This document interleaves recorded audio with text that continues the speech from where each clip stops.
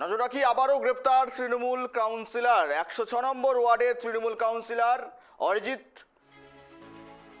গ্রেপ্তার। তোলাবাজির অভিযোগে অস্বস্তিত তৃণমূল। গ্রেপ্তার কাউন্সিলর অরিজিৎ দাস ঠাকুর। আইটি টিমে বড় দায়িত্বের পরেই গ্রেপ্তার। ব্যবসায়ীর অভিযোগে কি কপাল পুড়ল তার। এবার পুলিশের জালে অরিজিৎ দাস ঠাকুর। ব্যবসায়ীদের অভিযোগেই কার্যতই তদন্ত, তারপর তাকে গ্রেপ্তার করা, এমনও জানা যাচ্ছে তোলাবাজির অভিযোগ কাউন্সিলরের বিরুদ্ধে।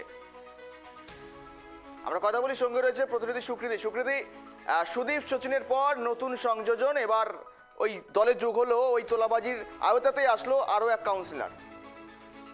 একেবারে দেখো, পালা বদলের পর আমরা দেখতে পাচ্ছি জেলা থেকে শুরু করে কলকাতার বিভিন্ন জায়গায় জায়গায় তৃণমূলের নেতারা কিন্তু গ্রেপ্তার হচ্ছেন। সেই লিস্টে যেরকম বিধায়করা আছেন, সেই লিস্টে প্রাক্তন বিধায়ক থেকে শুরু করে প্রাক্তন মন্ত্রী এবং কাউন্সিলরদেরও যোগসূত্র মিলছে। এবার খাস কলকাতায় তোলাবাজির অভিযোগে গ্রেফতার আরো এক তৃণমূল কাউন্সিলর।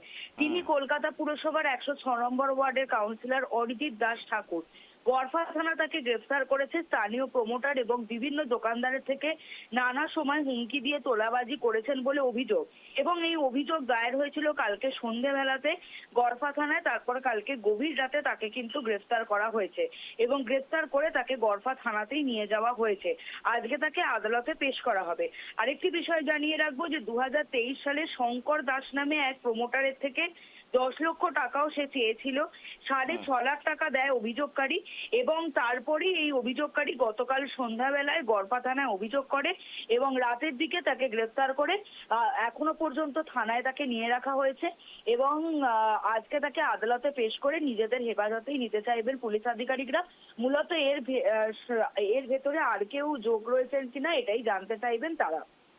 নজর রাখো। ধন্যবাদ সুকৃতি।